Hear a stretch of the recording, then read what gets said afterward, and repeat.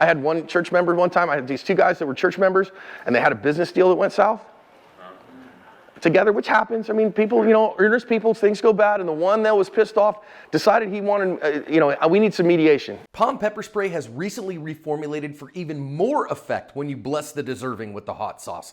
POM is what I use between a harsh word and a gun, and encourage everyone to do likewise. Okay, I'm happy to sit with you guys while you talk this through, and I think that's a good biblical way, Jesus-honoring way to do things. They couldn't come to an agreement, couldn't come to an understanding, and the one said, Pastor, you need to make him pay me the money he owes me.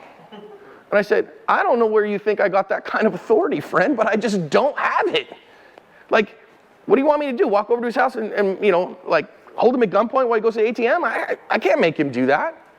I don't have the authority to do that. I can encourage you, you both need to agree. He doesn't agree he owes you the money, and I don't have proof that he owes you the money. And even if I did have proof, I don't have the means to force him to do anything. And he was pissed at me. Just angry, hot, gets up, mad, pounding on my conference table. Hey man, I get it that you're frustrated. Please, when you're pounding on the table like that, that makes me fear that you're going to hurt me. So please stop that. He said, well, I'm just so mad about that. I can't believe you do. Listen, I totally get that, but I'm asking you to use your words instead of pounding on stuff. And thankfully, he decompressed a little bit, let it out a little bit, decided to leave my office a little bit, and left my church. Okay? So what we really mean by all this, again, multi-layered strategy, force options, really important. If all you've got is, we got a couple of guys who carry in case somebody needs shooting in this church, you have severely limited your capabilities and not thought about what the real problems are, okay? Now, next point on this, when I say aware members are more important than a Greek team, which is more important than a security team. So if you go like, okay, we have a church security team.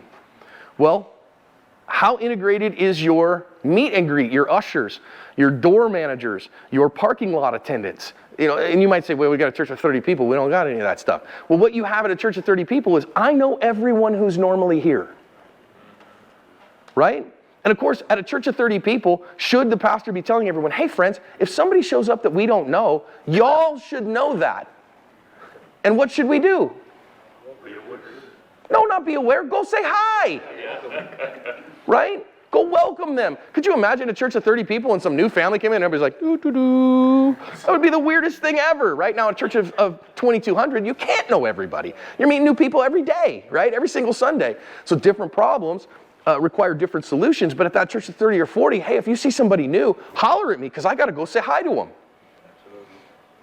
Now I'm being hospitable. I'm using my verbal judo. Oh, hi, nice to meet you. My name's John. It's really nice to have you here today. Tell me your names.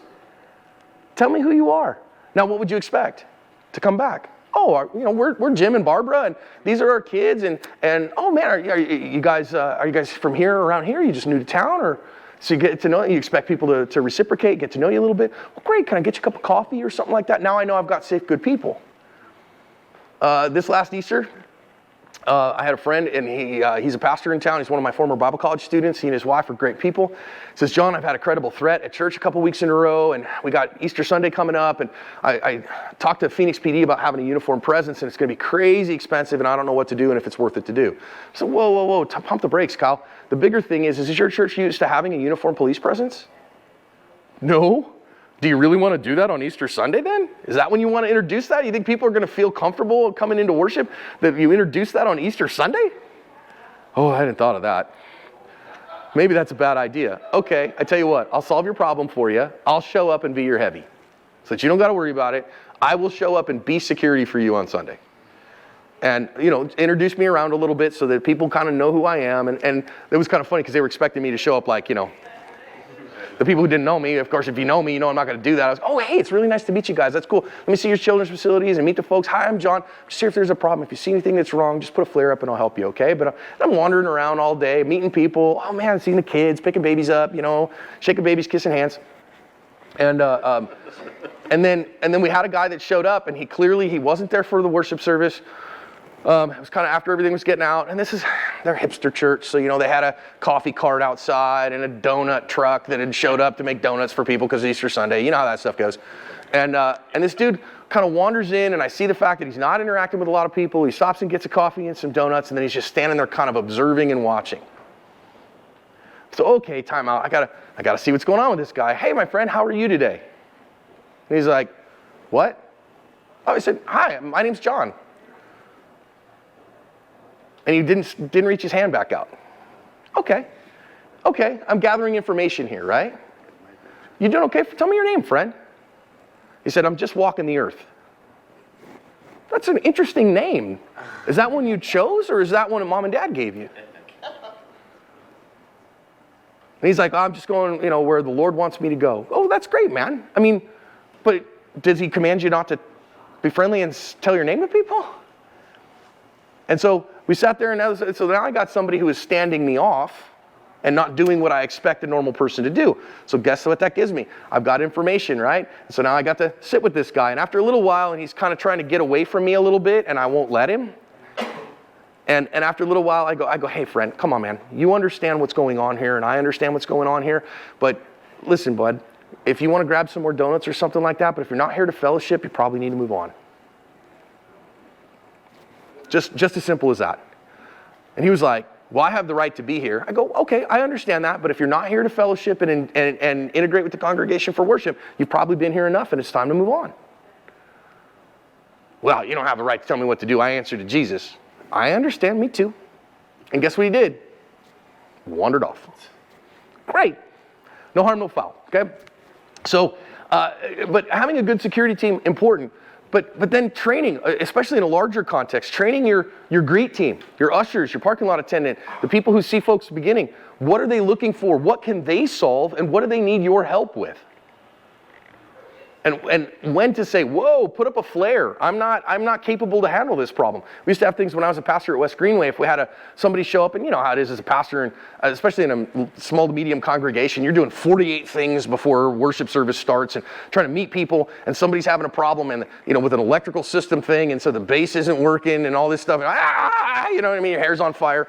But if somebody then showed up to church that was off or needed some special attention, what all my greeters knew and all my church safety team knew is they would come and say, hey, John, I have a unique visitor for you to meet. Now, if you said instead, hey, John, there's a crazy dude at the front door that needs you to deal with him. Now, okay, that's setting things up in a weird spot and alarming people and all that stuff. But if somebody comes up and says, hey, Pastor, I've got a unique visitor for you to meet. That's a code word. It's a code Adam, right? He's a unique visitor. Oh, great. And so I go up, okay. I know what I got. At least I have an inclination. Oh, hi, I was told I need to say hi. My name's John. And then, and you got to deal with all that. Cornholio! And you're like, okay, this is interesting, So, and really that, aware members, even more important. So even in a large congregation, you say, well, we don't want to interrupt anybody and they're their own little thing. Man, I think that's not the way to do things. I think instead, as part of community, we start talking to our church about, hey, church, hey, friends, hey, family, we exist together. And so we're not asking you to somatic stuff, right? High likelihood of an eventual medical emergency on your campus during a midweek event, during the worship service. Old people love to go to church, right? Chances that somebody's going to have a cardiac event. Chances that somebody's going to have a cranial event. Somebody has a stroke in the midst, chokes, stuff like that. I don't know about y'all, but my Baptist church, we like potluck. Potluck means somebody going to choke on a chicken bone, right? So having some plan in place for that, really, really important. And as always, same thing as with your guns, training is more important than equipment.